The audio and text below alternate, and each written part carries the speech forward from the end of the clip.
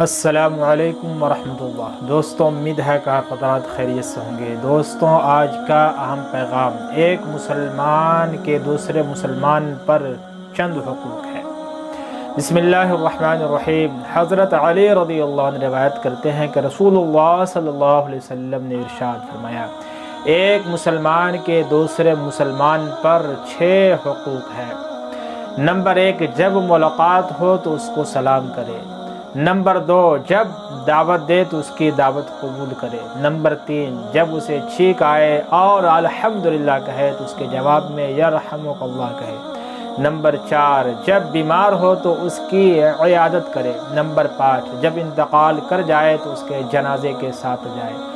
اور نمبر 6، اس کے لیے وہی پسند کرے جو اپنے لیے پسند کرتا ہے۔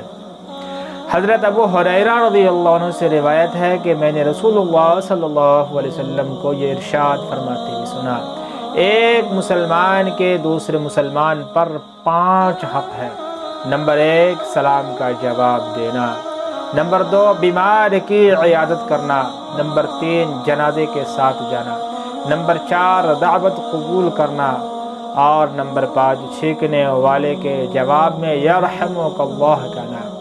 حضرت ابو ہریرہ رضی اللہ عنہ سے روایت ہے کہ رسول اللہ صلی اللہ علیہ وسلم نے ارشاد فرمایا، تم جنت میں نہیں جا سکتے جب تک مومن نہ ہو جاؤ، یعنی تمہاری زندگی ایمان والی زندگی نہ ہو جائے، اور تم اس وقت تک مومن نہیں ہو سکتے جب تک آپس میں ایک دوسرے سے محبت نہ کرو۔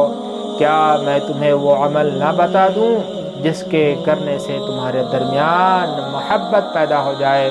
وہ یہ ہے کہ سلام کو آپس میں خوب پھیلاؤ۔ دوستو، یہ اہم پیغام آپ تک میں نے پہنچا دیا ہے۔ یہ اہم پیغام کو دوستوں کے ساتھ زیادہ سے زیادہ شیئر کیجئے، ویڈیو کو لائک اور چینل پر پہلی دفعہ تو سبسکرائب ضرور کریں۔ خدا حافظ، والسلام علیکم ورحمۃ اللہ وبرکاتہ۔